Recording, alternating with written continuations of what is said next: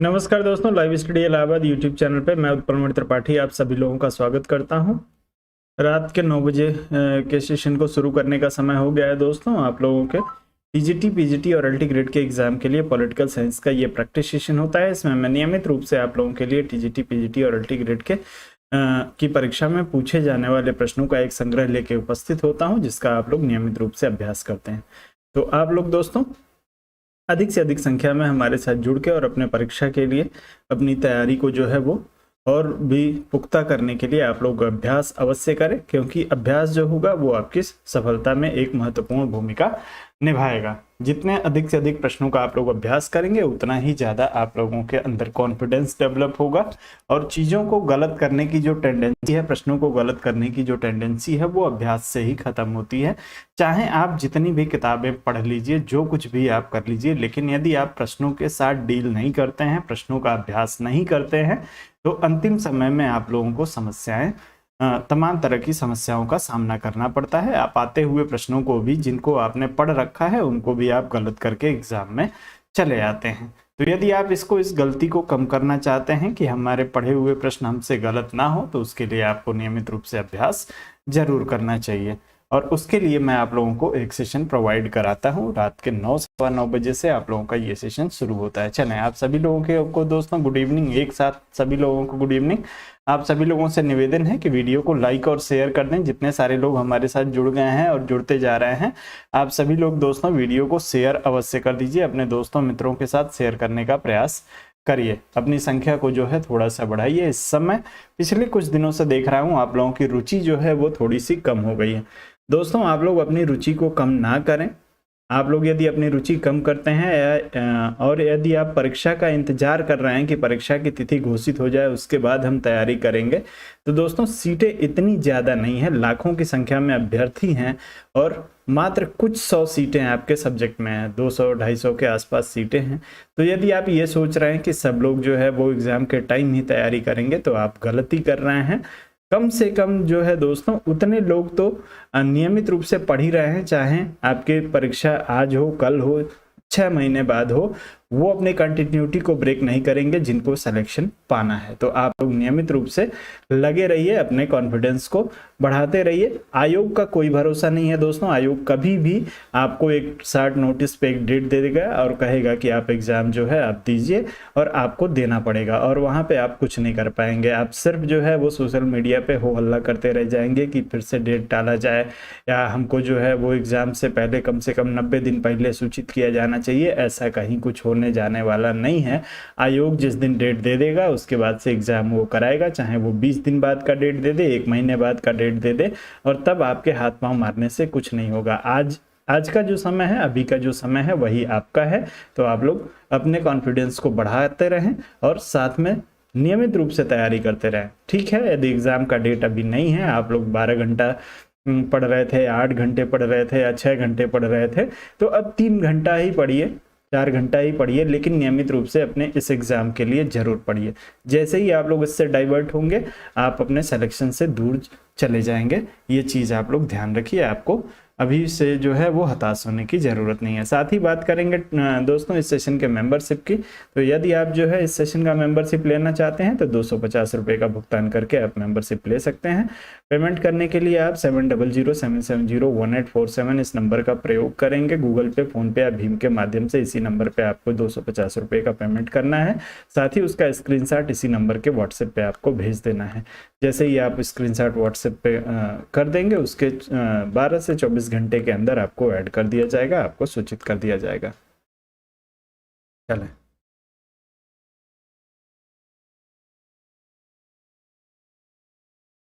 चलिए साथ ही test series की यदि बात करें दोस्तों, तो टेस्ट सीरीज आप लोगों के लिए काफ़ी जो है ऊहापोह की स्थिति टेस्ट सीरीज को लेके बनी हुई है, क्योंकि बहुत सारे लोगों का सुझाव आया मेरे लिए कि सर टेस्ट सीरीज को, कंप्लीट टेस्ट सीरीज तब आप शुरू करिए जब एग्ज़ाम का डेट हो। तो कंप्लीट टेस्ट सीरीज जो है दोस्तों, आप लोगों को कंप्लीट टेस्ट सीरीज भी मिलेगी, लेकिन उसके पहले आप लोगों को जो है दोस्तों टॉपिक वाइज टेस्ट कंडक्ट कराने की व्यवस्था कर रहा हूं। तो आप लोग यदि टॉपिक वाइज टेस्ट देना चाहते हैं तो आप हमारे वीडियो के डिस्क्रिप्शन लिंक में जाइए और वहां से आप जो टेलीग्राम का ग्रुप है उसको ज्वाइन कर लीजिए। आप लोगों के लिए टॉपिक वाइज टेस्ट को यथाशीघ्र मैं शुरू कराने का प्रयास कर रहा हूँ। जितना जल्दी हो सकेगा आप लोगों के लिए टॉपिक वाइज टेस्ट मैं शुरू कराऊंगा। उसके लिए शुल्क जो होगा वो 500 रुपये निर्धारित किया गया है। टेस्ट सीरीज में जो है दोस्तों आपको एक ही साथ आपके 2 पार्ट हैं टीजीटी के लिए या पीजीटी के लिए, तो आपको बता दिया जाएगा कि कौन कौन सा चैप्टर, जैसे मान लीजिए कि 3 चैप्टर आपके पॉलिटिकल थॉट से रख लूंगा और 3 चैप्टर आपके भारतीय संविधान से रख लूंगा पहले में, और ऐसे ही जो है पूरे सिलेबस को 5 टेस्ट में 5 से 6 टेस्ट में बांट के और आपका ये टेस्ट सीरीज होगा, जिससे आपका भारतीय संविधान भी तैयार होता रहे और साथ ही में आपका पॉलिटिकल थॉट भी आपको क्लियर होता रहे। तो टेस्ट सीरीज में 2-2, 3-3 चैप्टर करके कराऊंगा। सिर्फ एक टॉपिक का टेस्ट नहीं होगा, 2-2, 3-3 टॉपिक एक साथ लेके आगे बढ़ूंगा। एक एक टॉपिक का यदि टेस्ट कराने लगा तो फिर जो है बहुत लंबा समय लग जाएगा। चलें, राकेश जी कह रहे हैं वीडियो रुक रुक कर चल रही है। जी नहीं राकेश जी, वीडियो रुक के नहीं चल रही होगी, आप एक बार अपना वीडियो रिफ्रेश कर लीजिए। आप सभी से निवेदन है कि आप लोग जो है दोस्तों वीडियो को लाइक और शेयर अवश्य करें। अभी भी बहुत सारे लोग ऐसे हैं जिन्होंने वीडियो को लाइक और शेयर नहीं किया है, तो आप सभी से निवेदन है कि आप लोग वीडियो को लाइक और शेयर अवश्य करें। लाइक और शेयर करने में आप लोग इतनी कंजूसी क्यों करते हैं? हमसे यदि कोई खुन्नस है, हमसे यदि कोई आप लोगों का वाद विवाद है, तो उसको यथाशीघ्र जो है वो संबंधित न्यायालय में आप लोग उसका निपटारा करवा लें, लेकिन वीडियो को लाइक और शेयर जरूर करें। चलें, आज के सेशन का पहला प्रश्न आप सभी लोगों के लिए आ चुका है। आपको आज के सेशन का पहला प्रश्न आपके लिए है कि polity of the developing area नामक पुस्तक के लेखक कौन है? आप सभी को पता है कि मैं जो है दोस्तों इस समय आप लोगों के पुस्तकों की एक सीरीज चला रहा हूं, जिसमें जो भी पुस्तकें आपसे पूछी जाती हैं, चाहे वो टीजीटी की परीक्षा हो, टीजीटी की परीक्षा हो, एलटी ग्रेड की परीक्षा हो, असिस्टेंट प्रोफेसर की परीक्षा हो, जीआईसी की परीक्षा हो, या कोई भी ऐसी परीक्षा जिसका संबंध आपके सिलेबस से है, उन सभी परीक्षाओं में जो प्रश्न पूछे गए हैं या कुछ ऐसी पुस्तकें हैं जो अभी तक नहीं पूछी गई हैं, उन सबका एक संग्रह मैं आप लोगों के लिए लेके आ रहा हूं कि आप लोग यदि इस 3 सेशन इसमें आप लोगों को कराऊंगा, जिसमें एक सेशन कल कराया था, एक आज करा रहा हूं, और एक सेशन और लूंगा जिसमें आप लोगों के कुछ पुस्तकों को मैं कराऊंगा। यदि संभावना है कि यदि आप इन 3 सेशन को कंप्लीट कर लेते हैं तो आपको पुस्तकों से संबंधित कोई समस्या नहीं होगी कि कौन सी पुस्तक किसकी है और उसका विषय वस्तु क्या है। यदि इस तरीके का प्रश्न आपसे पूछा जाता है तो उसको मैं आप लोगों को यहाँ पे क्लियर कराऊंगा। चलें, आप सभी का उत्तर इस प्रश्न में जो है वो डी विकल्प के लिए आलमंड और कोलमैन के लिए आना शुरू हो गया है। चलिए मैं इसको शुरू करता हूँ। चलें, तो जो लोग इस प्रश्न में जो है दोस्तों डी विकल्प का चुनाव कर रहे हैं उन सभी का उत्तर यहाँ पे बिल्कुल सही हो जाएगा। आप लोग डी विकल्प के साथ ही जाएंगे। चलिए, पुस्तक है polity of the developing area, ये आलमंड और कोलमैन ने मिलकर लिखा था दोस्तों। इस पुस्तक को आप लोग ध्यान रखिएगा, आपसे एक आध बार पूछी जा चुकी हैं, तो आप लोग इसको ध्यान रखें। आगे बढ़ें, अगले प्रश्न पे चलेंगे और अब थोड़ा तेजी से चलेंगे दोस्तों। पुस्तकें हैं, वन लाइनर प्रश्न है, तो जितनी तेजी से आप लोग उत्तर करेंगे उतना ज्यादा बढ़िया रहेगा। पब्लिक ओपिनियन नामक पुस्तक किसने लिखी है आप लोगों को बताना है दोस्तों। पब्लिक ओपिनियन के लिए आप लोगों को उत्तर करना है। ब्राइस लावेल, हरमन फाइनर, वाल्टर लिपमैन, चारों में से किसी एक का चुनाव करिए और तेजी से उत्तर करिए। पब्लिक ओपिनियन के लिए आप लोगों का उत्तर आना चाहिए। चलें, तेजी से उत्तर करेंगे।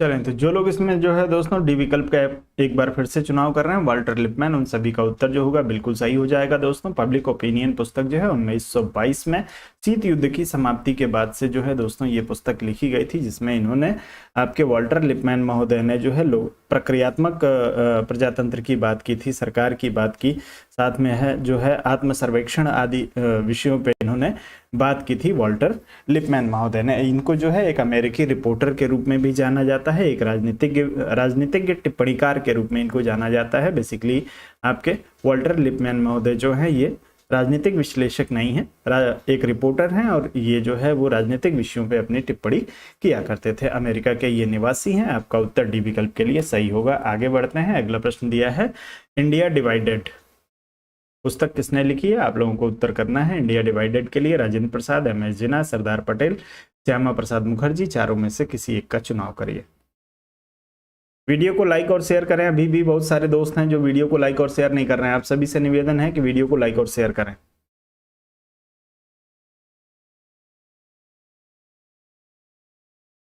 चलें, तो इंडिया डिवाइडेड के लिए आप सभी लोगों का उत्तर डॉक्टर राजेंद्र प्रसाद जी के लिए आ रहा है। जो लोग बात कर रहे हैं डॉक्टर राजेंद्र प्रसाद, उन सभी का उत्तर जो होगा बिल्कुल सही हो जाएगा। भारतीय गणराज्य के प्रथम राष्ट्रपति जो हैं वो आपके राजेंद्र प्रसाद जी, जिनके द्वारा इंडिया डिवाइडेड पुस्तक लिखी गई थी। आगे बढ़ते हैं, अगले प्रश्न पे चलेंगे।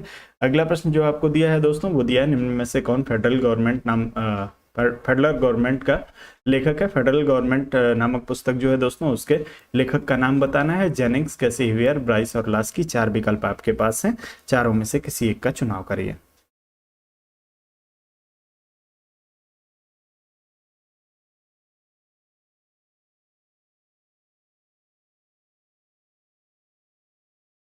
चलिए,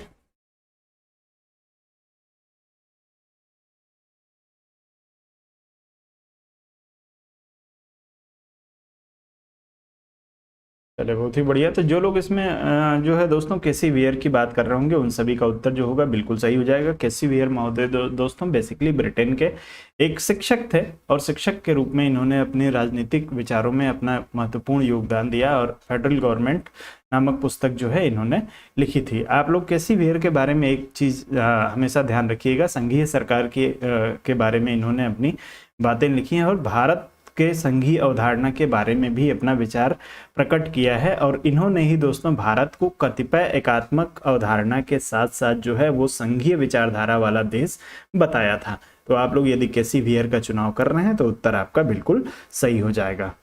तो आपसे एक कथन पूछा जाता है दोस्तों, एक प्रश्न पूछा जाता है कि भारतीय शासन के स्वरूप को कतिपय एकात्मक लक्षणों के साथ साथ संघीय किसने माना है? तो आप लोगों से यदि पूछा जाए कि एकात्मक लक्षणों के साथ संघीय भारत को किसने माना है, तो उस अवस्था में आपको जो है किसी वेयर का भी चुनाव करना पड़ेगा। आगे बढ़ते हैं, अगले प्रश्न पे चलेंगे। अगला प्रश्न दिया है, ऑस्टिन ने अपने संप्रभुता के सिद्धांत का प्रतिपादन अपनी पुस्तक में किया है। किस पुस्तक में संप्रभुता के सिद्धांत का प्रतिपादन किया था ऑस्टिन महोदय ने? उत्तर आप लोग तेजी से करने का प्रयास करेंगे। चलें,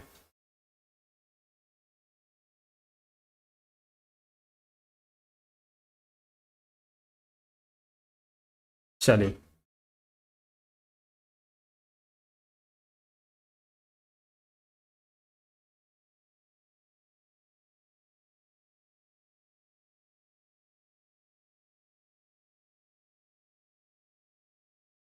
ऑस्टिन के संप्रभुता सिद्धांत को किस रूप में जाना जाता है, किस नाम से जाना जाता है? आप लोग तेजी से उत्तर करिएगा। जो लोग इसमें लेक्चर्स ऑन ज्यूरिस्प्रूडेंस की बात कर रहे होंगे, उन सभी का उत्तर बिल्कुल सही हो जाएगा। ये भी जो है दोस्तों एक इंग्लैंड के ही विचारक हैं आपके जॉन ऑस्टिन महोदय, और इन्होंने जो है दोस्तों संप्रभुता के सिद्धांत का प्रतिपादन अपनी पुस्तक लेक्चर्स ऑन ज्यूरिस्प्रूडेंस में किया था।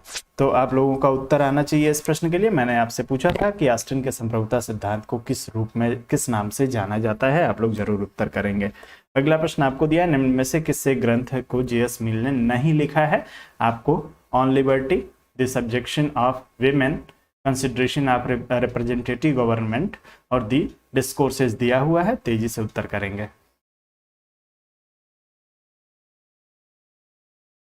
चलें, दर्शन तथा विधि शास्त्र जो है, चले बिल्कुल वीरेंद्र जी, दर्शन तथा विधि शास्त्र पे आधारित पुस्तकें हैं इनकी, जिसमें दर्शन और विधि शास्त्र दोनों का प्रयोग किया था। मेरा प्रश्न जो था उसके लिए उत्तर आप लोगों का आ गया है। एकल संप्रभुता का जो है इन्होंने समर्थन किया था। इनके संप्रभुता को एकल संप्रभुता के रूप में भी जाना जाता है। अब अगला प्रश्न आपसे दिया हुआ है, कौन सी पुस्तक JS मिल ने नहीं लिखी है?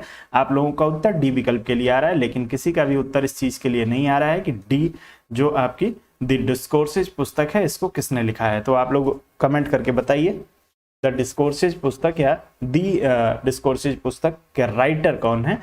ऑन लिबर्टी के राइटर जो है दोस्तों आपके JS मिल है। दी सब्जेक्शन ऑफ वीमेन के राइटर JS मिल है। साथ ही कंसिडरेशन ऑफ रिप्रेजेंटेटिव गवर्नमेंट के राइटर JS मिल है। लेकिन दी डिस्कोर्सेज के लिए अभी तक किसी का उत्तर नहीं आया है। आप लोग अपना उत्तर तेजी से करने का प्रयास करेंगे। चलो।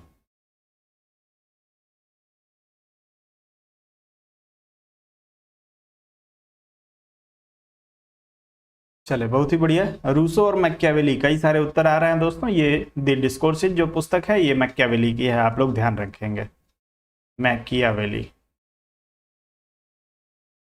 बहुत ही बढ़िया, जो लोग मैकियावेली की का चुनाव कर रहे होंगे उन सभी का उत्तर बिल्कुल सही हो जाएगा। तो ये ऊपर की 3 पुस्तकें, on liberty, subjection of women और consideration of representative government, GS Mill ने लिखा था। साथ ही यदि डिस्कोर्सेज की बात करेंगे, दी डिस्कोर्सेज, तो मैकियावेली ने लिखा है। उत्तर आपका जो होगा इस प्रश्न में डी विकल्प के लिए सही होगा, जो जीएस मिल के द्वारा नहीं लिखी गई थी। आगे बढ़ेंगे, अगले प्रश्न पे चलेंगे।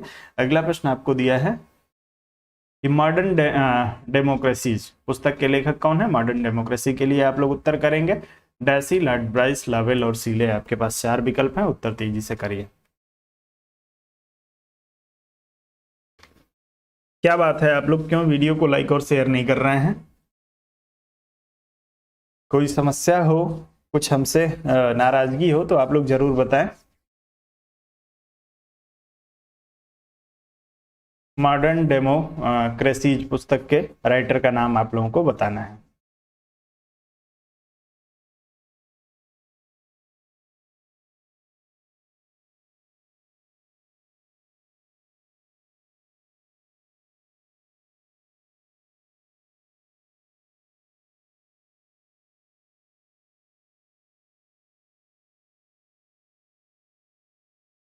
चले, बहुत ही बढ़िया। तो जो लोग इसमें लॉर्ड ब्राइस की बात कर रहे होंगे उन सभी का उत्तर जो होगा बिल्कुल सही हो जाएगा। मॉडर्न डेमोक्रेसी जो पुस्तक है दोस्तों ये लॉर्ड ब्राइस के द्वारा लिखी गई थी। उत्तर आपका बी विकल्प के लिए सही हो जाएगा। आगे बढ़े, अगले प्रश्न पे चलते हैं। अगला प्रश्न आपको दिया है न्यू डेस्पोटिज्म नामक पुस्तक निम्नलिखित में से किसके द्वारा लिखी गई है। आपको न्यू डेस्पोटिज्म के लिए बताना है। आपको 4 विकल्प दिए गए हैं, किसी एक का चुनाव कर लीजिए।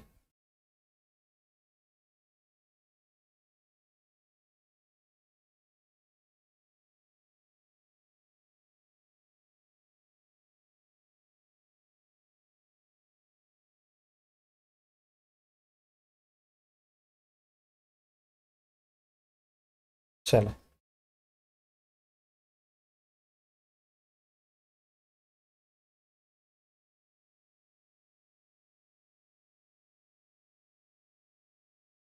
चल जो लोग इसमें लॉर्ड हैवलॉर्ड की बात कर रहे होंगे, हैवर्ड की, माफ करेंगे, लॉर्ड हैवर्ड की यदि आप बात कर रहे हैं तो आपका उत्तर जो होगा बिल्कुल सही हो जाएगा। न्यू डेस्पोटिज्म जो है दोस्तों लॉर्ड हैवर्ड के द्वारा लिखी गई पुस्तक है। लॉर्ड हैवर्ड जो है एक ब्रिटिश राजनीतिज्ञ है जिनका संबंध जो है दोस्तों आपके लिबरल पार्टी से था। आप लोग इसको ध्यान रखेंगे।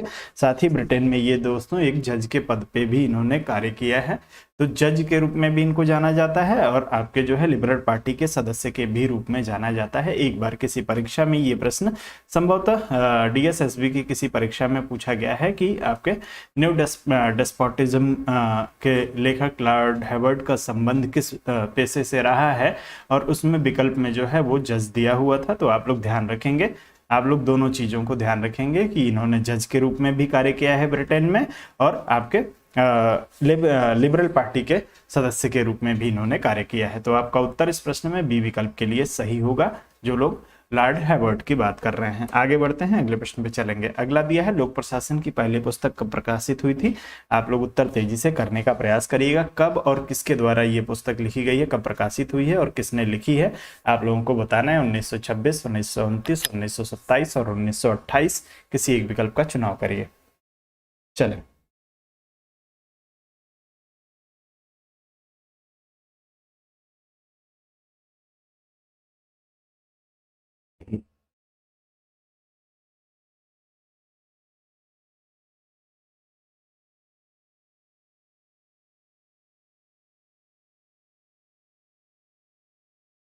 चले, बहुत ही बढ़िया।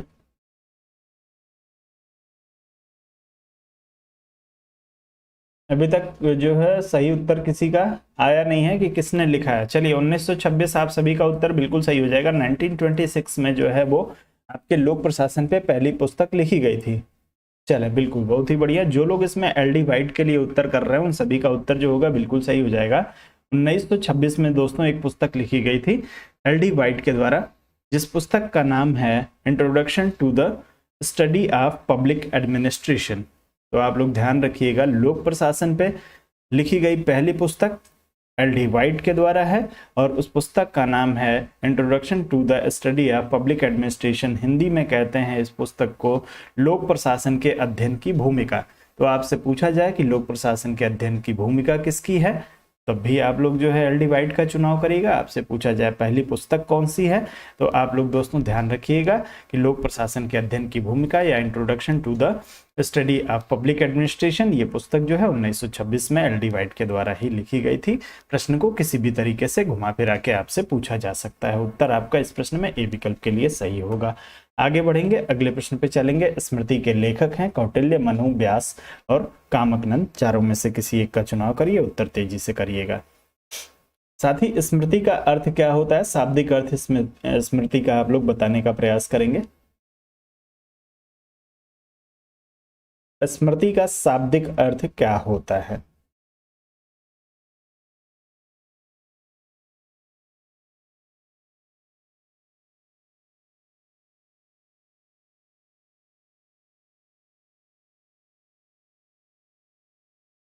चलें, सभी लोगों का उत्तर इसमें बी विकल्प के लिए मनु के लिए आ रहा है। जो लोग मनु महोदय की बात कर रहे हैं उन सभी का उत्तर बिल्कुल सही हो जाएगा।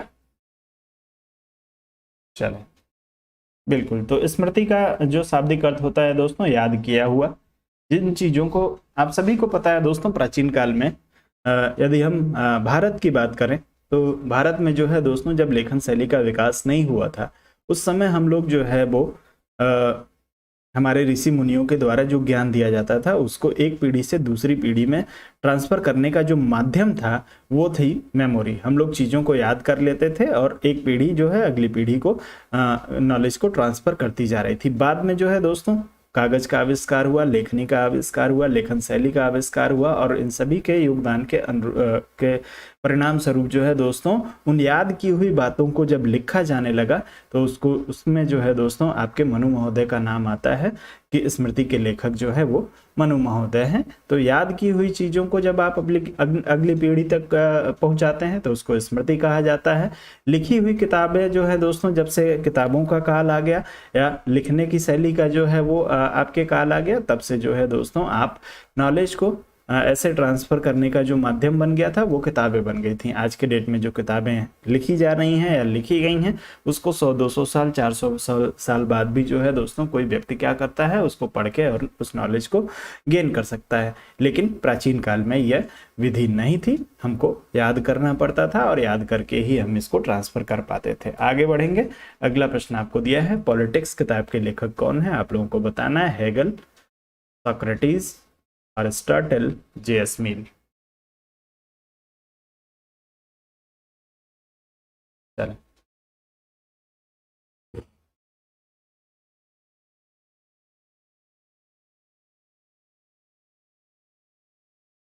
चलें तेजी से उत्तर करिए।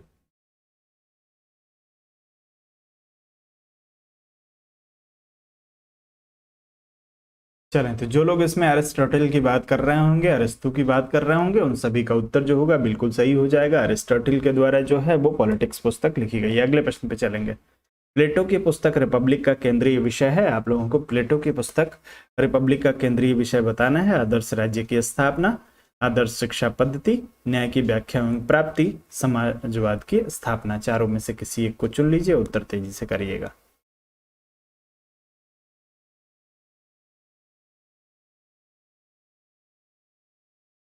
चलें, ये प्रश्न भी जो है दोस्तों घुमा फिरा के पूछा जाता है। यहाँ पे केंद्रीय विषय पूछ लिया गया है, कई बार आपसे उप शीर्षक रिपब्लिक का पूछ लिया जाता है। तो आप लोग इसमें न्याय की व्याख्या एवं प्राप्ति को ध्यान रखेंगे। न्याय से संबंधित जो है दोस्तों ये पुस्तक है।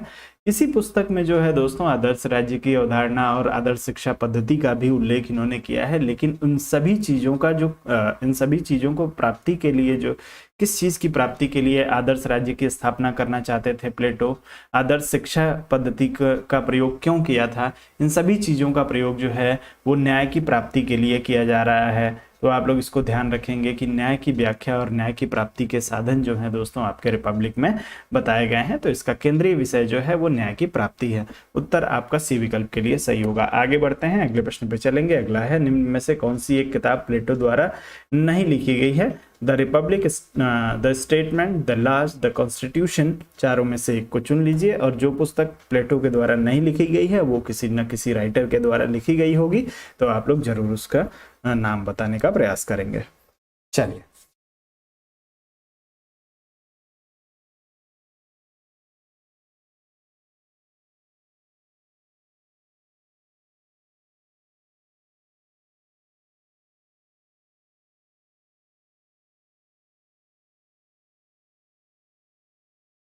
चले बहुत ही बढ़िया। तो जो लोग द कॉन्स्टिट्यूशन की बात कर रहे होंगे उन सभी का उत्तर जो होगा बिल्कुल सही हो जाएगा, डी विकल्प।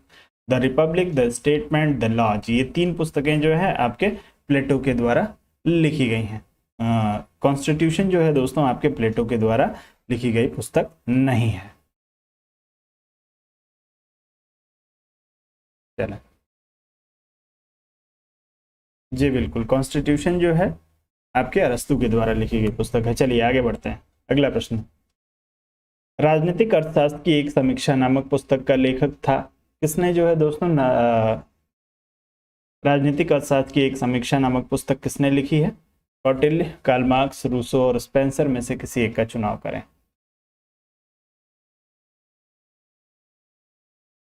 चलें,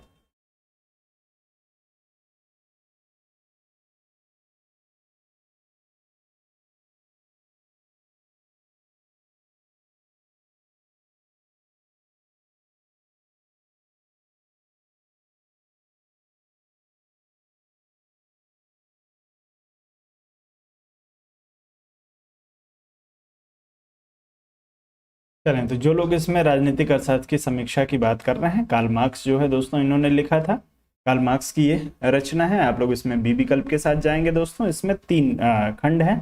3 खंड में से पहला खंड कार्ल मार्क्स ने और 2 बाकी के खंड जो है एंजल्स के द्वारा कार्ल मार्क्स की मृत्यु के बाद लिखे गए थे। तो आप लोग इसको ध्यान रखेंगे, आपका उत्तर बी विकल्प के लिए सही होगा। आगे बढ़ते हैं, अगले पृष्ठ पे चलेंगे।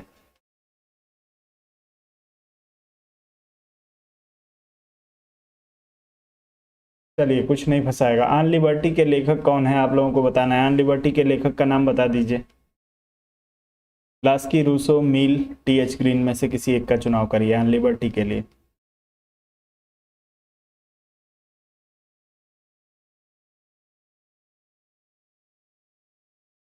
पंद्रह सेकंड का समय मिलेगा इस प्रश्न में आप लोगों को, 15 सेकंड से ज्यादा नहीं मिलेगा ऑन लिबर्टी के लिए।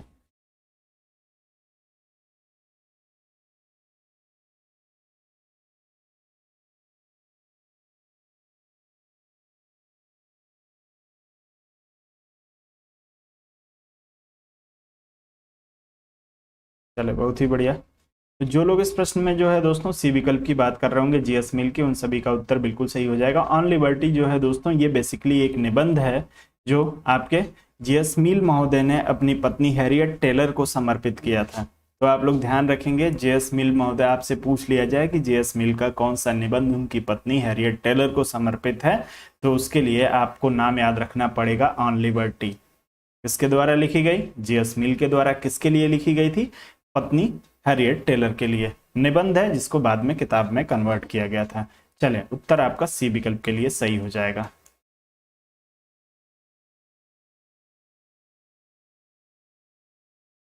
चलें,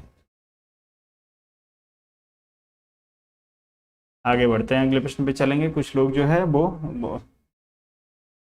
मुकेश जी, विनोद जी, कुछ लोग अभी पीछे चल रहे हैं, तो एक बार वीडियो को रिफ्रेश करिए और साथ में चलिए। चलिए, अगला प्रश्न, निम्न में से कौन सी पुस्तक प्लेटो द्वारा नहीं लिखी गई थी? आप लोगों को बताना है इसमें से कौन सी पुस्तक प्लेटो ने नहीं लिखी है। क्रेतो, रिपब्लिक, एथिक्स, अपोलॉजी।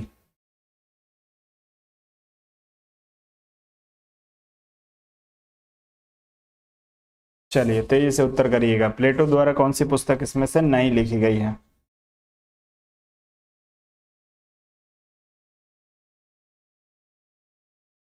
जब भी इस तरीके का प्रश्न आए तो आप लोग जिस पुस्तक का चुनाव करें उसके राइटर का नाम अवश्य बताने का प्रयास करें। चलें, जो लोग इसमें एथिक्स की बात कर रहे हैं उन सभी का उत्तर बिल्कुल सही हो जाएगा, लेकिन किसी ने भी एथिक्स के लिए उत्तर नहीं किया है। किसका है? चलें, उत्तर आ गया है एथिक्स के लिए प्रीति जी का, अरस्तु। चलें, बिल्कुल अरिस्टोटल के द्वारा लिखी गई पुस्तक है आपकी एथिक्स। बाकी क्रेतो, रिपब्लिक और अपोलॉजी जो है आपके प्लेटो के द्वारा लिखी गई पुस्तकें हैं। तो आप लोग ध्यान रखेंगे सी विकल्प आपके अरस्तु के द्वारा, यानी एथिक्स जो है अरस्तु के द्वारा लिखी गई पुस्तक है। आपका उत्तर सी विकल्प के लिए बिल्कुल सही होगा। आगे बढ़ते हैं, अगले प्रश्न पे चलेंगे। अगला दिया है lectures on the principle of political obligation के लेखक कौन है? उत्तर तेजी से करिएगा। Lectures on the principle of political obligation, T H. Green, Bosanquet, Toynbee और जी.एस. मिल दिया हुआ है। चारों में से एक को चुन लीजिए, उत्तर करिए।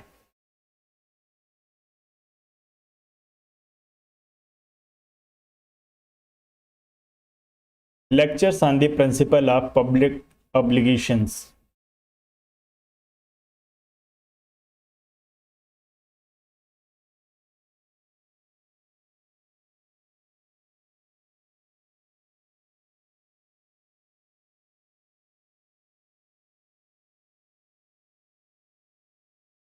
चलिए बहुत ही बढ़िया। ए विकल्प के लिए जो लोग चुनाव कर रहे हैं उन सभी का उत्तर जो होगा बिल्कुल सही हो जाएगा। टी.एच. ग्रीन की जो है दोस्तों ये इसके लेखक माने जाते हैं। Lectures on the principle of political obligation basically जो है दोस्तों lectures on the principle of public obligation जो है वो टी.एच. ग्रीन के भाषणों का एक संग्रह है।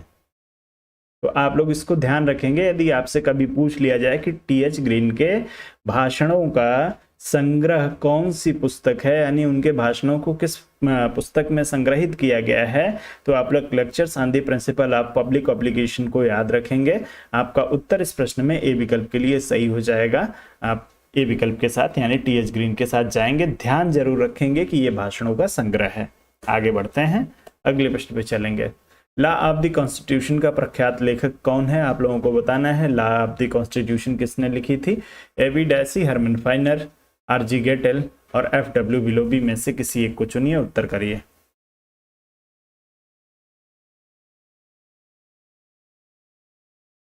चलो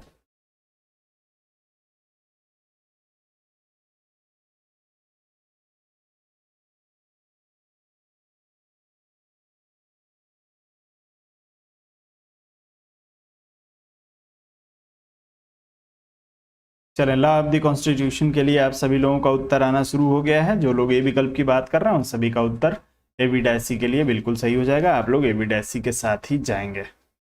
चलें आगे बढ़ जाते हैं, अगले प्रश्न पे चलेंगे। अगला दिया है कार्ल मार्क्स और एफ एंजल्स सह लेखक हैं किस पुस्तक के? चारों में से किसी एक का चुनाव कर लीजिएगा और तेजी से उत्तर करिएगा। दास कैपिटल, एंटी हुंडरिंग, German ideology, critique of the Gotha programme. चारों में से एक को चुनिए, उत्तर करिए।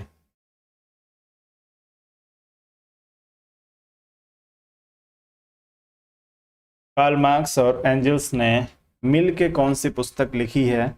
बस इतना सा प्रश्न है। चलें, सभी लोगों का उत्तर जो है जर्मन आइडियोलॉजी के लिए आ रहा है। तो जो लोग इसमें बात कर रहे होंगे जर्मन आइडियोलॉजी के लिए, सबका उत्तर जो होगा बिल्कुल सही हो जाएगा। 1846 में ये पुस्तक लिखी गई थी। 1846 में ये पुस्तक किसके किसके द्वारा? कार्ल मार्क्स और एंजल्स के द्वारा लिखी गई है। तो उत्तर आपका जो होगा इस प्रश्न में सी विकल्प के लिए सही होगा, जो लोग सी विकल्प की बात करेंगे। इसमें मार्क्सवाद के सिद्धांतों का वर्णन किया गया है इस पुस्तक में। अगला प्रश्न, प्रतिनिध्यात्मक शासन पर विचार ग्रंथ के लेखक का नाम है। प्रतिनिध्यात्मक शासन पर विचार जो पुस्तक है दोस्तों उसके लेखक का नाम बताना है। जी.एस. मिल, लास्की, कोल और बेंथम। किसी एक का चुनाव करिए, उत्तर करिए।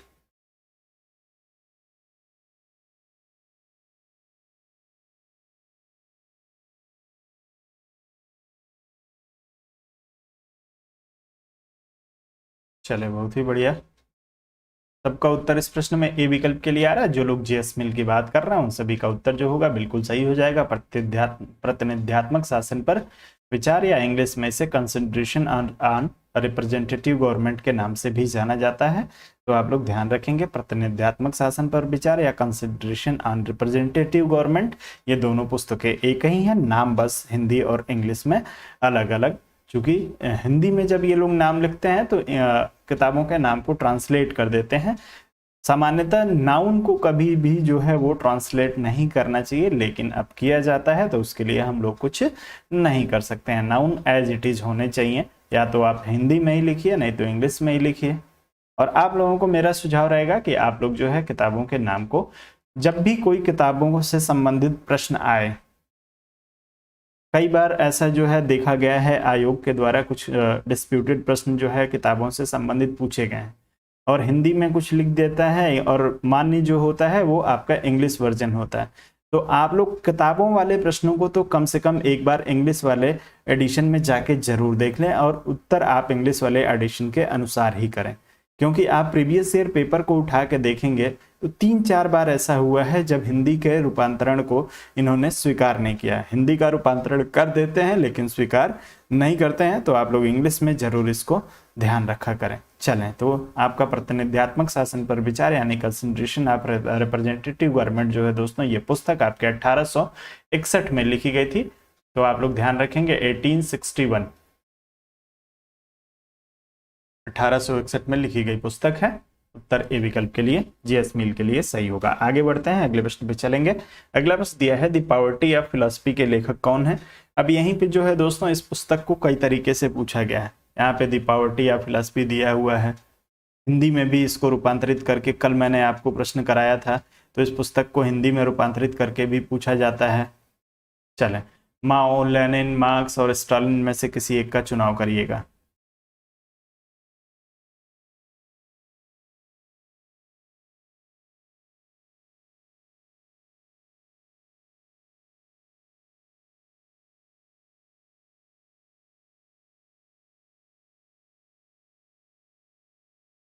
चले, बहुत ही बढ़िया। तो जो लोग इसमें बात कर रहे होंगे, दर्शन की दरिद्रता के लिए कार्ल मार्क्स को जाना जाता है, द पॉवर्टी ऑफ फिलॉसफी, या हिंदी में इसको दर्शन की दरिद्रता।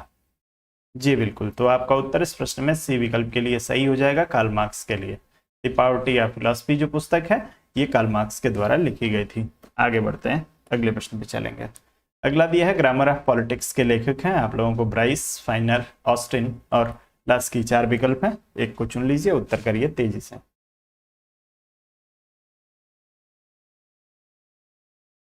चलें, ग्रामर ऑफ पॉलिटिक्स के लिए उत्तर करेंगे।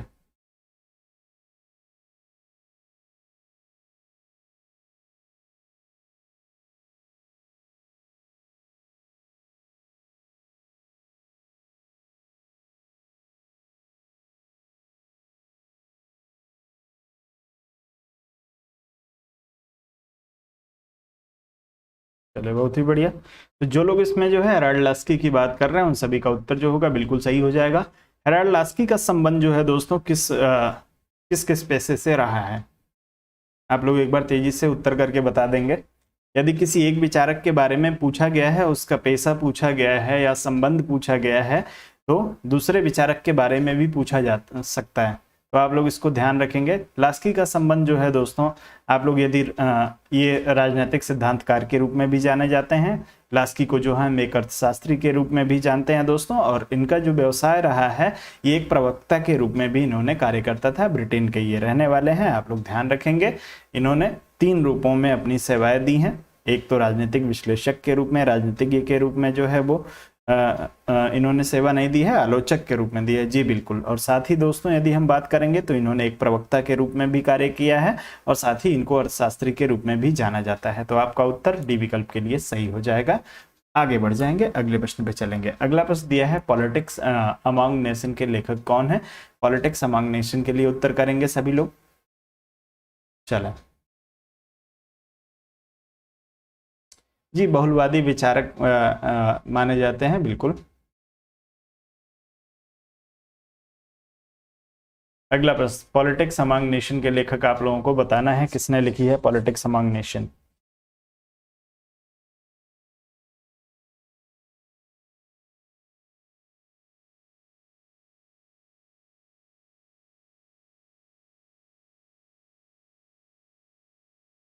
चलें, बहुत ही बढ़िया। सभी लोगों का उत्तर मार्गेनथाउ के लिए आ रहा है। इस पुस्तक का पूरा नाम बता सकता है कोई? इस पुस्तक का पूरा नाम कमेंट करके यदि आप बता सकते हो। चलिए, कोई बात नहीं है, मैं आपको बता देता हूँ। आप समय ज़्यादा लेंगे, समय आपके पास नुकसान करने के लिए नहीं है। पॉलिटिक्स अमंग नेशन पुस्तक का जो पूरा नाम है दोस्तों, politics among nation the struggle for power and peace, जो मार्गेनथाउ के द्वारा 1948 में लिखी गई थी। तो आप लोग ध्यान रखेंगे मार्गेंथाउ महोदय को जो है दोस्तों, कल भी मैंने आपको बताया था कि इनको आपको जो है अंतर्राष्ट्रीयवाद के लिए या अंतर्राष्ट्रीय संबंधों से संबंधित जो है वो एक विचारक भी इनको माना जाता है, यथार्थवादी विचारक की श्रेणी में इनको रखा जाता है। मनीष सिंह जी का उत्तर आया है। चलें, बिल्कुल, बहुत ही बढ़िया। तो पूरा नाम भी आप लोग याद रखेंगे। अभी पॉलिटिक्स अमंग नेशन सिर्फ आपके उसमें दिया हुआ है, the struggle for power and peace इसका पूरा नाम है, politics among nation the struggle for power and peace. अगला, introduction to the study of public administration पुस्तक के लेखक हैं आपको आर माहेश्वरी दिया है, AP Sharma, LD White, Woodrow Wilson, चारों में से एक को चुन लीजिए। Introduction to the study of public administration.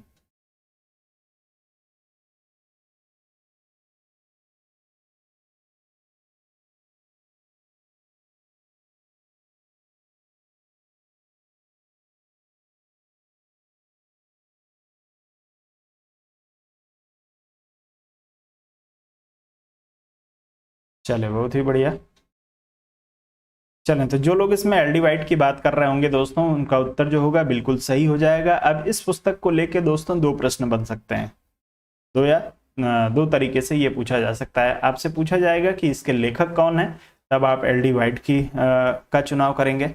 यदि आपसे प्रकाशक पूछ लिया जाए कि इस पुस्तक का प्रकाशन किसने करवाया था, तो आप लोग ध्यान रखेंगे दोस्तों, LD वाइट की जो मृत्यु है वो आपके 1958 में होती है।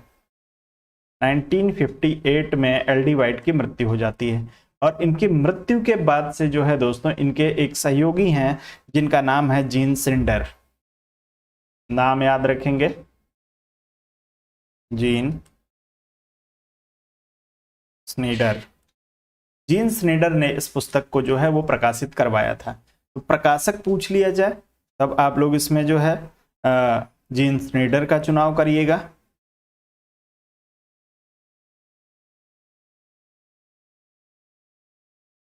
कौन? Introduction to the study of public administration, LD White के द्वारा लिखी गई है, आप लोग कंफ्यूज ना।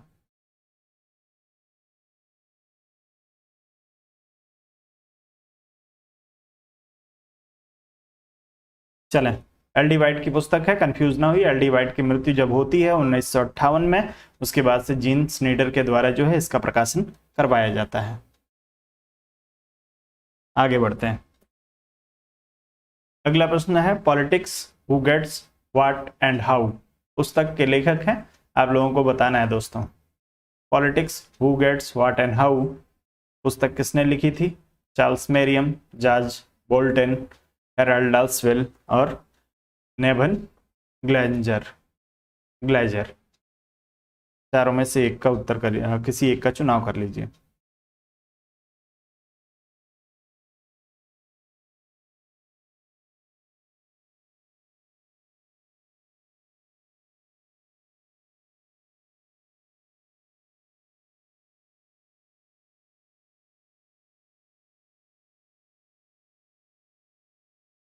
चलें,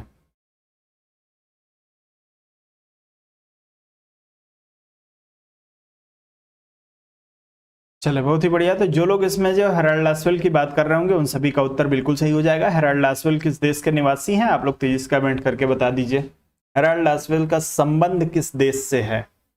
बस इतना सा छोटा सा प्रश्न है मेरा आप लोगों से। तो हेराल्ड लासवेल का संबंध किस देश से रहा है, आप लोग उत्तर करेंगे।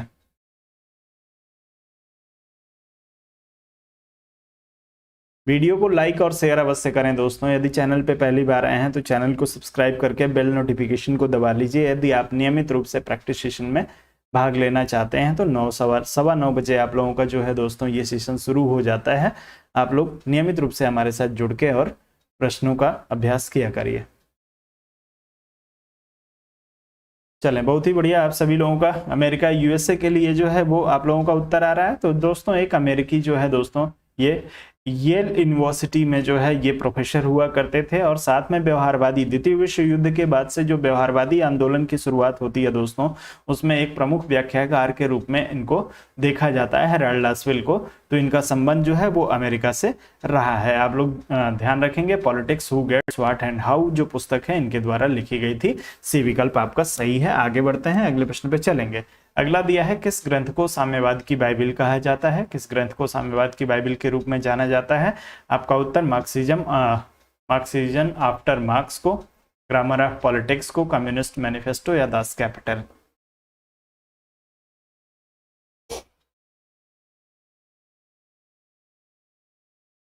चलिए, हो सकता है कभी कभार सर्वर के में कुछ प्रॉब्लम हो, उसकी वजह से नोटिफिकेशन ना मिला हो आज आपको, लेकिन सामान्यतः ऐसा होता नहीं है, नोटिफिकेशन आप लोगों को जरूर जाता है। एक्सेप्शन पे आप लोग जो है वो ज़्यादा फोकस ना किया करिए।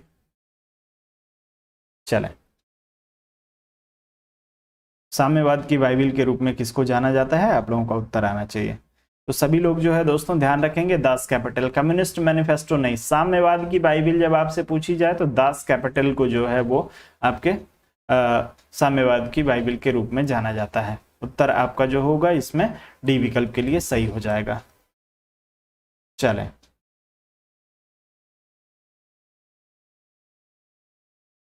किसने लिखी थी दास कैपिटल? कार्ल मार्क्स ने, सभी को पता होगा।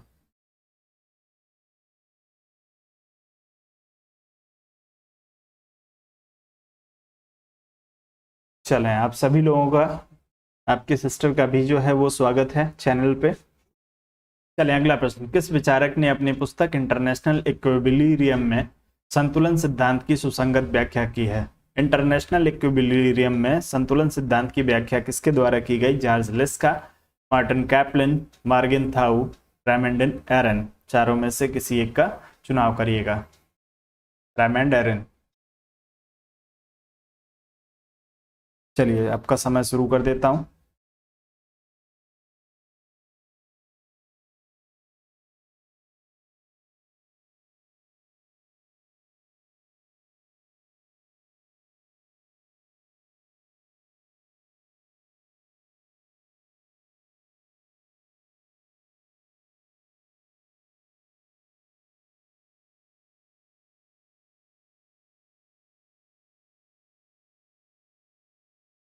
चलिए, बहुत ही बढ़िया।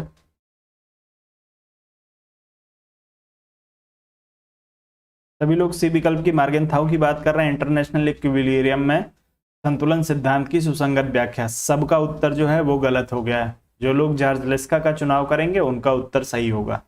ए विकल्प के साथ आप लोग जाइएगा। मार्गिन थाउ महोदय ने इंटरनेशनल इक्विलिब्रियम पुस्तक नहीं लिखी है, ये जॉर्ज लिस्का की पुस्तक है। आप लोग इसको ध्यान रखेंगे, ए विकल्प के साथ आप लोगों को जाना है। International equilibrium, a theoretical essay on the politics and organization of security. पुस्तक का जो पूरा नाम है वो आप लोग एक बार नोट डाउन कर लेंगे। International equilibrium, theoretical essays on politics and organization of security, इस पुस्तक का पूरा नाम है, जिसको जॉर्ज लिस्का महोदय ने लिखा है, मार्गिन थाउ ने नहीं। आपका उत्तर ए विकल्प के लिए सही होगा। और इसी पुस्तक में शक्ति संतुलन के सिद्धांत की जो है वो सुसंगत व्याख्या इनके द्वारा किया गया। शक्ति संतुलन सिद्धांत सिर्फ यदि आपसे पूछा जाए तब आप जो है वो जा सकते हैं मार्गिन थाउ के द्वारा, लेकिन इसमें व्याख्या की बात की गई है, और व्याख्या जो की थी इंटरनेशनल इक्विलिब्रियम में आपके जॉर्ज लिस्का महोदय ने किया है। आगे बढ़ते हैं, अगला प्रश्न। डेमोक्रेसीज एंड इकोनॉमिक चैलेंज नामक पुस्तक के लेखक हैं। डेमोक्रेसी एंड इकोनॉमिक चैलेंज के लिए उत्तर करेंगे जे.एस. मिल, मैकाइवर, डेविड मार्स और लास्की। 4 विकल्प आपके पास हैं, किसी एक को चुन लीजिए।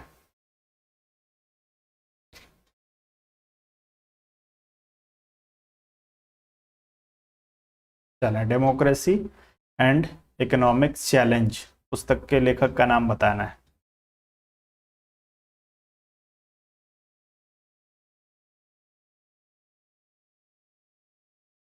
चले, बहुत ही बढ़िया। तो जो लोग इसमें मैकाइवर की बात कर रहे होंगे उन सभी का उत्तर जो होगा बिल्कुल सही हो जाएगा। 1952 में ये पुस्तक जो है दोस्तों प्रकाशित हुई थी मैकाइवर की।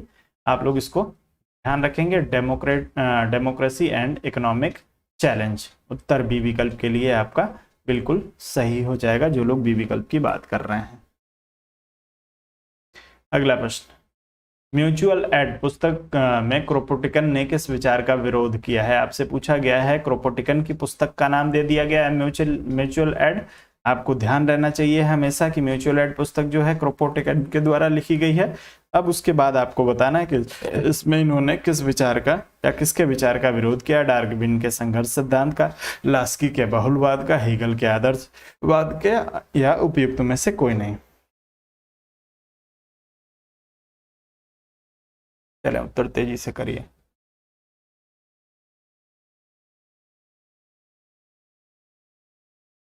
म्यूचुअल एड पुस्तक के लिए उत्तर करिए सभी लोग।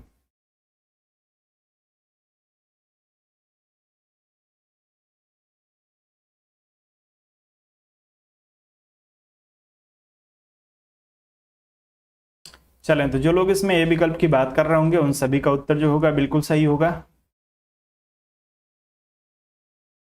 यदि हम बात करें दोस्तों इस पुस्तक की, थोड़ा सा इसको समझ लेते हैं प्रश्न को। म्यूचुअल एड जो पुस्तक है दोस्तों क्रोपोटिकन के द्वारा लिखी गई। अब इसमें डार्विन के जो है वो संघर्ष सिद्धांत का विरोध किया है। डार्विन का संघर्ष सिद्धांत क्या है, ये भी आप लोगों से पूछा गया है। तो डार्विन का संघर्ष जो है सर्वाइवल ऑफ फिटेस्ट की थियरी इन्होंने दी थी कि जो शक्तिशाली होगा वो जीवित रहेगा।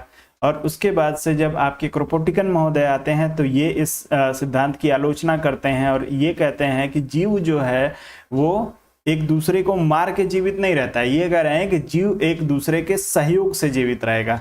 तो इन्होंने जो है वो फिटेस्ट की थियरी को नकार करके सहयोगात्मक थियरी का जो है वो प्रतिपादन कर दिया था अपनी पुस्तक म्यूचुअल एड में।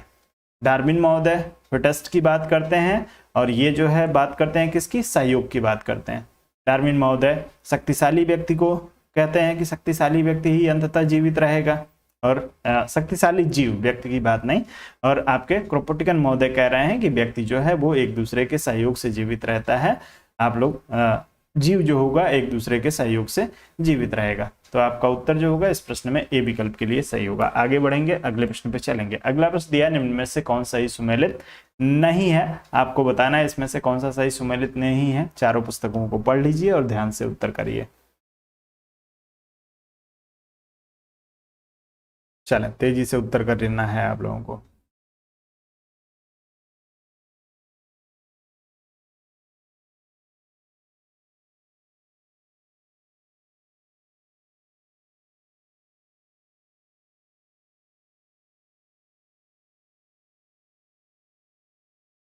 सर एक क्रांतिकारी है, समझा नहीं आप क्या कहना चाह रहे हैं। चलिए, तो जो लोग इसमें डी विकल्प की बात कर रहे होंगे, इंडिया डिवाइडेड पहला ही आज के सेशन का प्रश्न था, जिसको डॉक्टर राजेंद्र प्रसाद जी ने, भारत के प्रथम राष्ट्रपति जो हैं वो के द्वारा लिखा गया था। तो आप लोग ध्यान रखेंगे राजेंद्र प्रसाद की ये पुस्तक है, डॉक्टर राजेंद्र प्रसाद के द्वारा लिखी गई पुस्तक है इंडिया डिवाइडेड। महात्मा गांधी के द्वारा लिखी गई पुस्तक नहीं है। बाकी सारी पुस्तकें जो हैं आपको सुमेलित दी हुई हैं, बिल्कुल सही। तो आप लोग डी विकल्प के साथ ही जाएंगे। आगे बढ़ते हैं, अगले प्रश्न पे चलेंगे। अगला प्रश्न दिया है अ न्यू डेमोक्रेसी नामक पुस्तक के लेखक कौन है। सीडी बर्न्स, ब्राइस, लास्की और माओ से तुंग में से किसी एक को चुनना है। तेजी से चुन लीजिए। चले, अ न्यू डेमोक्रेसी के लिए उत्तर करेंगे आप सभी लोग।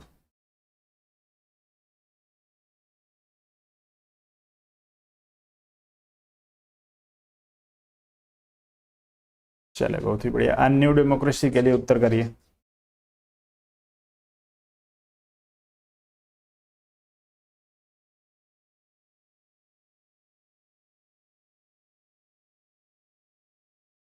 चलें, तो माओ से तुंग 1940 में ये पुस्तक जो है दोस्तों आपके माओ से तुंग के द्वारा लिखी गई थी। आप लोग इसको ध्यान रखेंगे। कहीं कहीं पे जो है दोस्तों इनका नाम माओ जेडोंग भी लिखा हुआ आपको मिल जाएगा।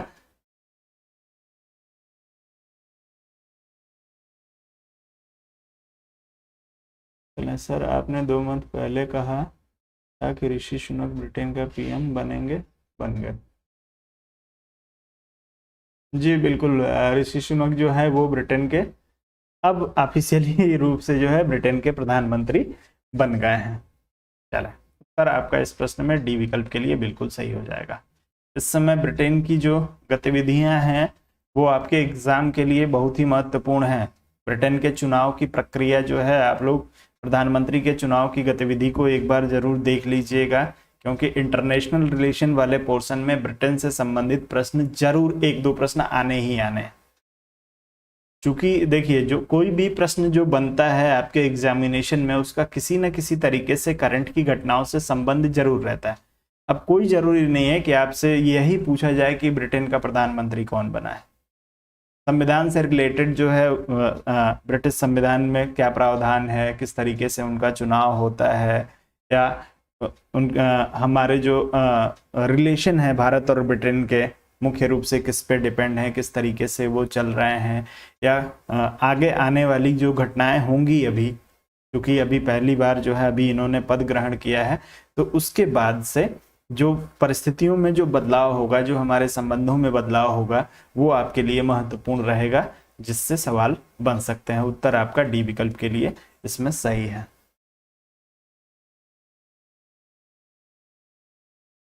मैं आप सभी के बारे में हमेशा कहता हूं कि आप सभी लोग सेलेक्ट हो जाएं, लेकिन ऋषि सुनक जो है वो प्रधानमंत्री मेरे बोलने की वजह से नहीं बने। मैंने तो सिर्फ इसलिए बोला था क्योंकि जो उनका योगदान रहा है ब्रिटेन में, ब्रिटेन के राजनीति में जो उनका योगदान रहा है, जिस तरीके से उनको जो है वो सपोर्ट मिल रहा था, उन सारी चीज़ों की वजह से मैंने बोला था। तो आप लोग भी जो है, आप सभी लोग सिलेक्शन पाए प्राप्त करें, ये मेरा आप सभी लोगों के लिए जो है दोस्तों ये बात मैं बोल रहा हूँ। मैं एक एक व्यक्ति का नाम लेके नहीं बोल सकता, लेकिन सामूहिक रूप से जितने सारे लोग हमारी वीडियो को देख रहे हैं, आप सभी लोग जो है वो सफलता प्राप्त करें, और ये सफलता जो है आपको आपकी मेहनत से मिलेगी, जैसे ऋषि सुनक जी को जो है उनकी मेहनत से उनको सफलता मिली है। आपकी सफलता में मैं आपका सहयोगी रहूंगा, मैं आपके साथ हर समय खड़ा रहूंगा। चलें, ट्रीटीज ऑन सिविल गवर्नमेंट का लेखक कौन है? लॉक, हॉब्स, रूसो और मिल, चारों में से किसी एक का चुनाव करिए। ट्रीटीज ऑन सिविल गवर्नमेंट पुस्तक के लिए आप लोग उत्तर करेंगे।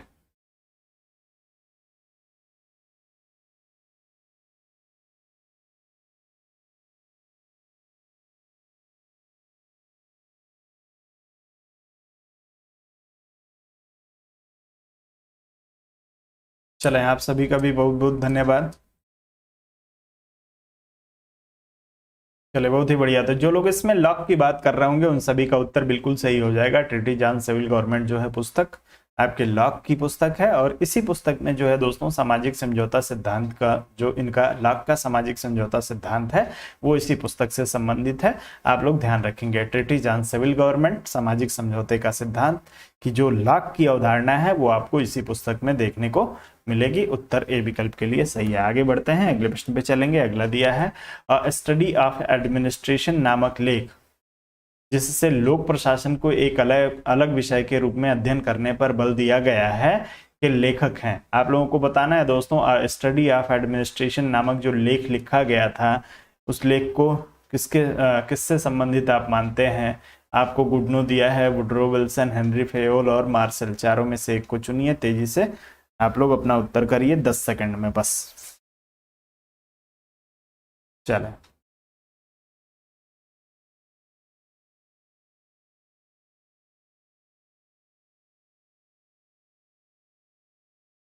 चलें, तो सभी लोगों का उत्तर आ जाएगा इस प्रश्न में वुड्रो विल्सन के लिए। जो लोग वुड्रो विल्सन की बात कर रहे होंगे उन सभी का उत्तर बिल्कुल सही हो जाएगा। स्टडी ऑफ एडमिनिस्ट्रेशन जो है दोस्तों वुड्रो विल्सन का एक लेख है, जिसमें जो है दोस्तों आपके लोक प्रशासन को राजनीति से अलग करके एक अलग विषय के रूप में जो है अध्ययन करने पर जो है वो बल दिया गया था आपके वुड्रो विल्सन के द्वारा। उत्तर बी विकल्प के लिए बिल्कुल सही हो जाएगा। आगे बढ़ते हैं, अगले प्रश्न पे चलेंगे। अगला प्रश्न जो है, इनमें से कौन सी पुस्तक प्लेटो ने नहीं लिखी थी? आप लोगों को बताना है कौन सी पुस्तक इसमें से प्लेटो ने नहीं लिखी है। सोफिस्ट, लाज, इमरजेंसी कन्वर्सेशंस और स्टेटमेंट, चारों में से एक को चुन लीजिए।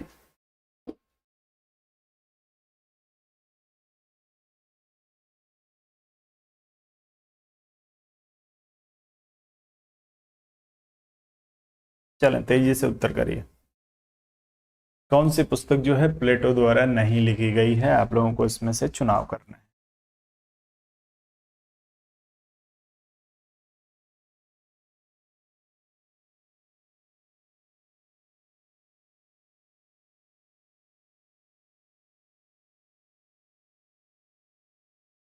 चले बहुत ही बढ़िया। तो जो लोग इसमें सी विकल्प की बात कर रहे हैं, उत्तर किसी का नहीं आया है कि लिखा किसने है।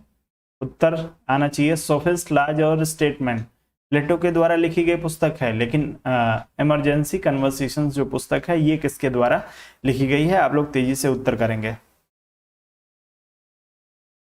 चले नाम याद रखेंगे, वॉल्टर सेवेज, इनका नाम है वॉल्टर सेवेज, जिन्होंने लिखा था माफ करेगा, एक ही बार जो है वो, जब किसी चीज को गलत पढ़ लीजिए तो वो बार बार गलत ही होता है। चलिए, इमेजिनरी कन्वर्सेशन ये पुस्तक है, मैं इमरजेंसी पढ़ रहा था, ये है इमेजिनरी कन्वर्सेशन। आप लोगों को भी एक सुझाव देता हूं दोस्तों, कई बार होता है ना कि हम शब्द को देख के अज्यूम कर लेते हैं, और एग्जाम में आप लोग हर बार ये गलती करते हैं। बहुत सारे लोग हमसे इस बात की कंप्लेन कर चुके हैं कि सर जो है प्रश्न को मैंने ध्यान से देखा ही नहीं, लिखा कुछ और था, पढ़ कुछ और लिया। उसका लाइव एग्जाम्पल जो है मैंने अभी आपको दिखाया यहाँ पे, जानबूझ के नहीं, मैं भी जो है अज्यूम कर लिया मैंने कि जो है इमरजेंसी लिखा हुआ है, लेकिन लिखा क्या है आपके इमेजिनरी।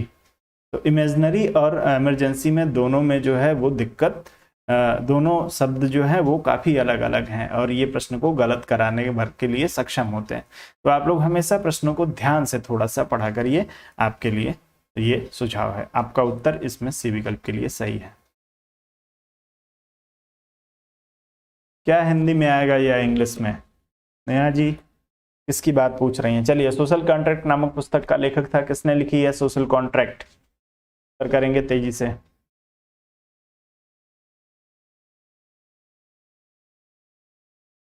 सोशल कॉन्ट्रैक्ट के लिए उत्तर करिए जितनी तेजी से हो सके। दोस्तों वीडियो को लाइक और शेयर अवश्य करें, जितने सारे लोग जुड़े हैं कम से कम आप लोग वीडियो को लाइक कर दीजिए। यदि आप हमसे नाराज नहीं हैं, यदि हमसे आपका कोई विवाद नहीं है, तो आप लोग वीडियो को लाइक और शेयर करिए। चले जी, होते रहते हैं इस तरीके से प्रश्न गलत होते हैं, इसीलिए मैं आपको ध्यान भी दिला रहा हूं। तो आप लोग वीडियो को लाइक और शेयर करिए दोस्तों। आपके अकाउंट बैलेंस से कोई पैसा नहीं कटने वाला है, आपका कोई नुकसान नहीं होगा, आप लोग चिंता ना करिए। और इनकेस यदि आपको वीडियो को लाइक करने से आपको लग रहा है कि आपका पैसा कट जाएगा और कट जाता है, तो आप मुझे स्क्रीनशॉट भेज दीजिएगा, मैं आपका पैसा वापस कर दूंगा। चलिए, सोशल कॉन्ट्रैक्ट के लिए उत्तर करेंगे। जो लोग इसमें रूसो का चुनाव कर रहे होंगे, बहुत ही आसान से आप प्रश्न है, आपका उत्तर ए विकल्प के लिए बिल्कुल सही हो जाएगा। जो लोग इसमें ए विकल्प की बात करेंगे, रूसो महोदय के द्वारा सोशल कॉन्ट्रैक्ट लिखी गई थी। अगला प्रश्न, कन्फेशन नामक पुस्तक के रचयिता हैं। कन्फेशन के लिए आप लोग उत्तर करेंगे। लॉक, मॉन्टेस्क्यू, रूसो और लेनिन में से किसी एक का चुनाव कर लीजिए।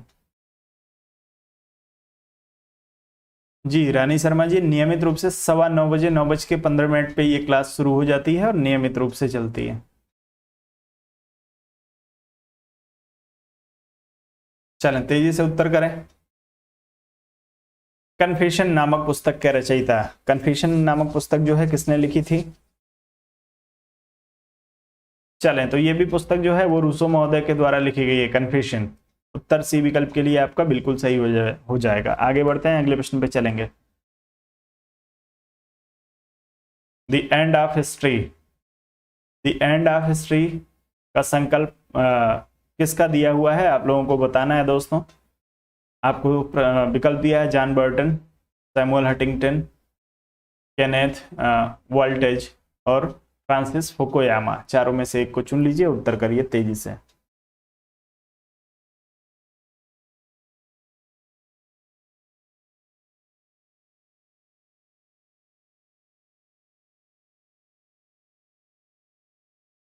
चले बहुत ही बढ़िया दोस्तों। द एंड ऑफ हिस्ट्री की यदि बात करेंगे तो फ्रांसिस फुकुयामा की जो है दोस्तों एक लेख प्रकाशित हुआ, जिसे जनरल कहा जाता है सामान्यतः। तो ये आपके जो है दोस्तों 1989 में एक जनरल प्रकाशित हुआ, जिसका नाम था द एंड ऑफ हिस्ट्री। बाद में जो है दोस्तों इस जनरल के प्रकाशित होने के बाद से जो इसको जितना इसको प्यार मिला, या इसको जितना अधिक जो है वो सम्मान मिला, जब अधिक इसको पढ़ा गया, तो इसको एक बुक में जो है वो कन्वर्ट किया गया 1992 में। 1992 में इसे जो है इसको एक किताब में कन्वर्ट किया गया, और उस किताब का नाम था the end of history and the last man. तो आपसे पूछा जाए, ये जो है दोस्तों एक जनरल का नाम है, यानी एक लेख का नाम है, द एंड ऑफ हिस्ट्री। और जब आपसे पूछा जाए आपके फ्रांसिस फुकुयामा की पुस्तक का नाम, क्योंकि यहाँ पे पुस्तक का उल्लेख नहीं किया गया है, आप लोग ध्यान रखिएगा, तो इनकी पुस्तक का नाम है the end of history the last man. तो आप लोग इसको जरूर ध्यान रखेंगे, the end of history the last man. उत्तर आपका फ्रांसिस फुकुयामा के लिए सही होगा।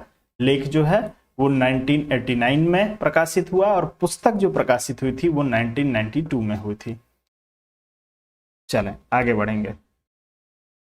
सर आइवर जेनिंग्स द्वारा लिखित पुस्तक कौन सी नहीं है? आइवर जेनिंग्स ने इसमें से कौन सी पुस्तक नहीं लिखी है, आप लोगों को बताना है। चारों को पढ़ लीजिए, उत्तर तेजी से करिए।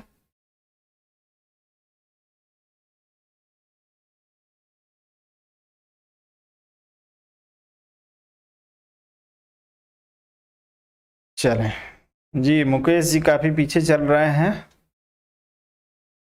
कोई बात नहीं है, चलने दीजिए। उत्तर करिए। सर आइवर जेनिंग्स की पुस्तक का नाम बताना है आप लोगों को।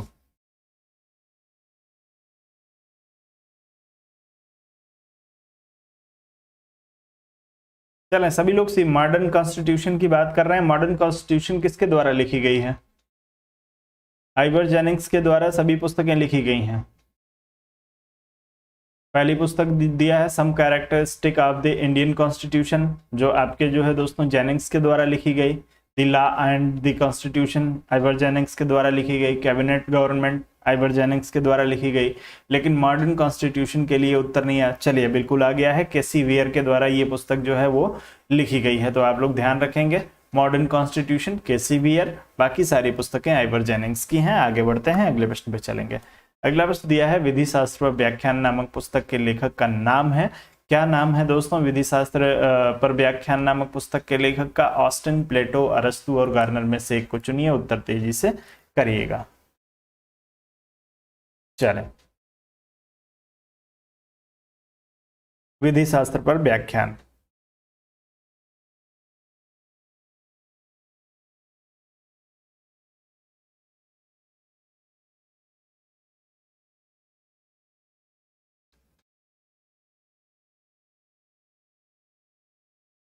चलिए वही पुस्तक है, बस नाम में परिवर्तन किया गया है।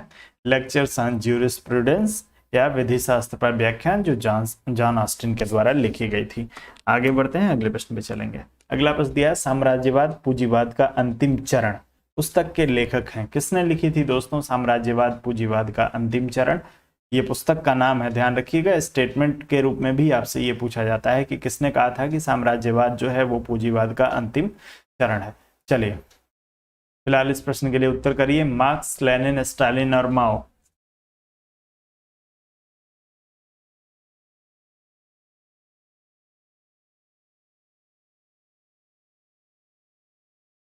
चलिए बहुत ही बढ़िया। तो दोस्तों साम्राज्यवाद पूंजीवाद का अंतिम चरण है 1917 में आपके लेनिन के द्वारा ये पुस्तक लिखी गई थी 1917। उत्तर आपका दूसरे विकल्प के लिए बिल्कुल सही है। आगे बढ़ते हैं, अगले प्रश्न पे चलेंगे। चलें, तो आज का सेशन जो है दोस्तों हम लोग यहीं पे कंप्लीट करेंगे। आप सभी को आज का सेशन कैसा लगा आप लोग जरूर बताएंगे। पुस्तकों का जो एक सेशन आप लोगों को जो ये सेशन करा रहा हूँ, इससे आपको लाभ मिल रहा है या नहीं मिल रहा है, अपना विचार आप लोग जरूर प्रकट करेंगे। आप लोग इसको कंटिन्यू रखना चाहते हैं? अभी मैं सोच रहा हूँ कि कम से कम 1 या 2 क्लास और लेके कुछ और पुस्तकों को भी आप लोगों को कंप्लीट करा दूँ, जिससे आप लोगों को यदि परीक्षा में 2-3 सवाल पूछे ही जाते हैं हर बार, तो आप लोगों को कोई समस्या ना हो, आपके प्रश्न गलत ना हो।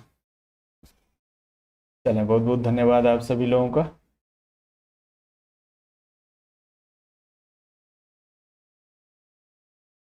चलो बिल्कुल, तो वीडियो को लाइक और शेयर आप लोग करें। थोड़ा सा आप लोग अपनी संख्या को बढ़ाइए। बीच में अब मैं देख रहा हूँ आप लोगों की रुचि थोड़ी सी कम हो गई है। आप लोग अपनी रुचि को कम ना करें, आपके लिए जो होगा दोस्तों, आपके भले के लिए ये बात बोल रहा हूँ। यदि आप सिलेक्शन चाह रहे हैं तो नियमित रूप से लगे रहिए। परीक्षा आज हो, कल हो, परसों हो, 1 महीने बाद हो, 2 महीने बाद हो, इससे आपको आपकी पढ़ाई पे इसका जो है दोस्तों असर नहीं पड़ना चाहिए। यदि आप कंटिन्यू रहेंगे तो आपका सिलेक्शन होगा। चलें, तो आप सभी लोग मुझे भी जो है अनुमति दे दीजिए, कल फिर से मिलते हैं।